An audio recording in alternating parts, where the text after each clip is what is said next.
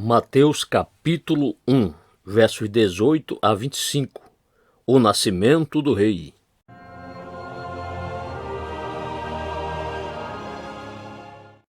Verso 18. Ora, o nascimento de Jesus Cristo foi assim. Estando Maria, sua mãe, desposada com José, antes de se ajuntarem, achou-se ter concebido do Espírito Santo. Uma ou duas palavras descrevem suficientemente o nascimento de todos os reis cujos nomes nós temos lido, mas quanto ao nosso Senhor Jesus Cristo, há muito mais a ser dito. O evangelista se prepara para seu dever solene e escreve: Ora, o nascimento de Jesus Cristo foi assim.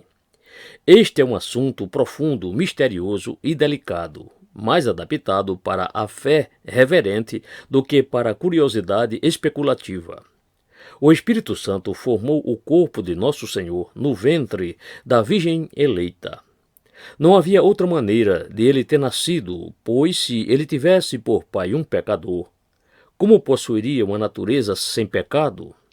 Ele nasceu de uma mulher para que fosse humano, mas não por meio do homem, para que ele não fosse pecador. Veja como o Espírito Santo coopera na obra da nossa redenção, preparando o corpo de Nosso Senhor.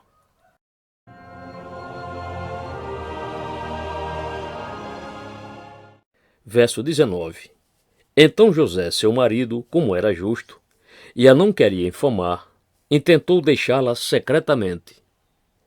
Maria estava desposada com José, e ele ficou muito triste e perplexo quando soube que ela se tornaria mãe antes de eles terem realmente casado.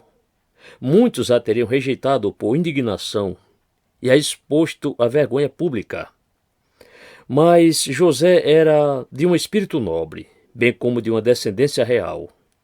Ele não exporia o que pensava ser o pecado de sua futura esposa, embora sentisse que deveria deixá-la. Ele o faria secretamente.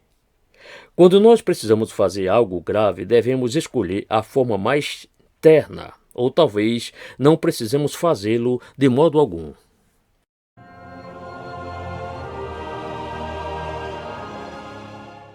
Verso 20.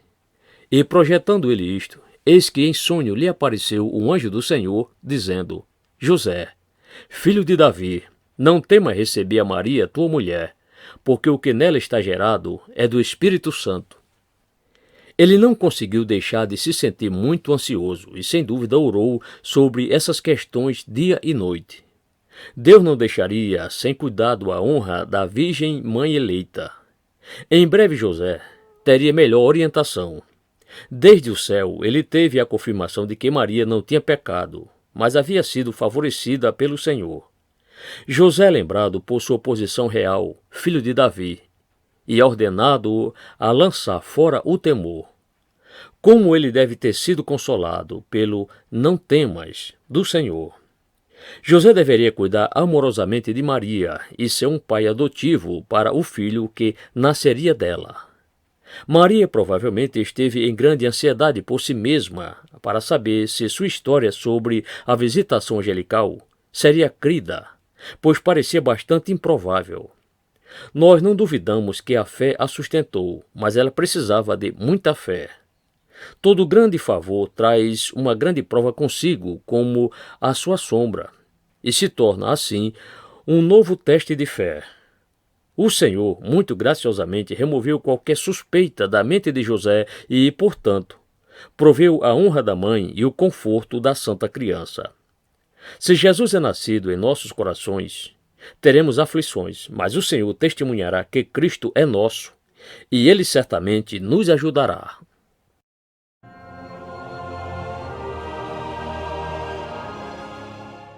Verso 21. E dará à luz um filho, e chamarás seu nome Jesus, porque ele salvará o seu povo dos seus pecados. O Senhor da glória nasceu como filho do homem, e é nomeado pela ordem de Deus e pela boca do homem, Jesus o Salvador. Ele é o que é chamado. Ele nos salva do castigo e da culpa do pecado, e depois do vil efeito e poder maligno do pecado. Ele faz isso por seu povo, ou seja, todos que creem nele. É de sua natureza saber isso, como podemos ver no fato de que seu próprio nome é Jesus Salvador. Nós ainda o chamamos por esse nome, pois ele ainda nos salva nestes últimos dias. Vamos e anunciemos o seu nome entre os homens, porque ele salvará outros.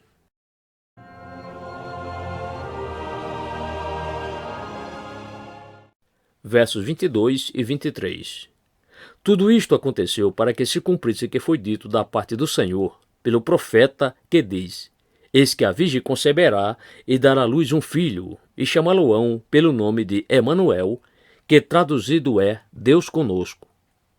Quem pensaria que a profecia de Isaías 7,14 se referiria ao nosso Senhor? No futuro, descobriremos muito mais na palavra inspirada do que podemos perceber hoje. Talvez seja necessário para nossa compreensão vermos uma profecia ser realmente cumprida. Que olhos cegos nós temos! É deleitoso observar que, de acordo com este versículo e com o 21º, Emanuel e Jesus significam a mesma coisa. Deus conosco é o nosso Salvador. Ele está conosco como Deus, com o propósito de nos salvar. A encarnação de Jesus é a nossa salvação. Para animar José e fortalecê-lo, as Sagradas Escrituras são trazidas à sua memória e, verdadeiramente, quando estamos em um dilema, nada nos concede tanta confiança quanto manter os oráculos sagrados guardados no coração. Quão familiarizado José era com os profetas para que suas palavras estivessem diante dele em um sonho. Senhor, se eu leio a tua palavra quando acordado, ou a tenho em minha memória durante o sono, é sempre preciosa para mim. Mas tu, Senhor Jesus, Deus conosco, és ainda mais querido. E a palavra escrita é principalmente preciosa porque fala de ti, o Verbo encarnado.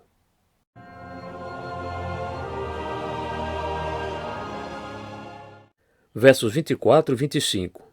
E José, despertando do sono, fez como o anjo do Senhor lhe ordenara, e recebeu a sua mulher, e não a conheceu, até que deu à luz seu filho, o primogênito, e pôs-lhe por nome Jesus.